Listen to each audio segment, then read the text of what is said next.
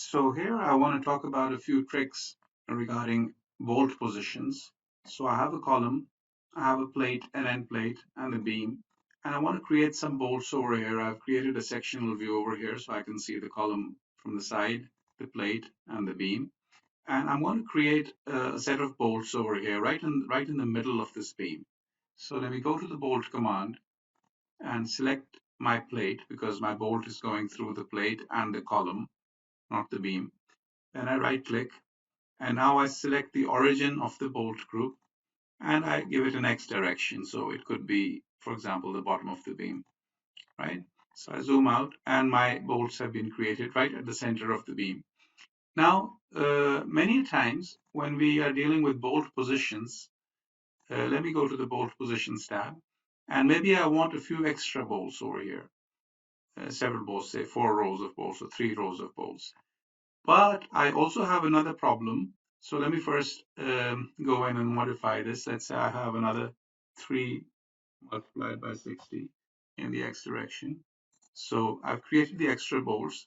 But what I wanted was that I want all these bolts to be centered along the beam, right? They should always be at the center of the beam. Now I've created the first two at the center, but then I've added the bolts, but they're following the X direction. And whereas what I want them to be, the way I want them to behave is to be centered. And for that, I will have to really think hard, and because I want to calculate the center of this whole group. So this is 60, 60, 60. So the middle is over here. The total length is about 180. So if this were the center, then I would need to say 90. I would need to just say something like this. Say I would need to say minus 90, and then I would need to say 3 into 60 or something like that. And in that case, the bolt would be centered. But this is not actually that easy every time. So, I mean, let's think of a worse example. Let's say we have something like this, 2 into 60, and then one gap of 80, and then another 2 into 60. So it gets more complicated. So it's like this, and I want this whole group to be centered on the beam. Now, calculating the entire length of the group, then doing a minus on the half of that, and then doing the rest is time consuming. So there's a little trick over here. If you see at the bottom side, we have X alignment and Y alignment. And if I simply go to the X alignment and instead of the front, what the default behavior is, it will follow the X axis from the origin. If I change that to middle, Comosys will automatically, even with using these numbers, which you had intuitively entered as 0, 2 into 60, 80, and 260, that whole group, the half of that distance will be taken and it will be shifted upwards because it knows that what the user wants is to middle the group around the origin. This is the meaning of middle. You middle it around the origin no matter how I've entered these numbers. And if you go back to the default, which is front, that would mean that you take that origin and you basically follow these numbers in the X direction. So this middle option is very useful if you want to, if you have a situation in which you want to middle the bolts, not just once, but maybe you want to come back and modify these numbers later on. And in each case, so let's say you come back and you say 0, and you say 3 into 6 or 4 into 60 maybe. So if you do that, it will always keep them middled, no matter what your numbers are.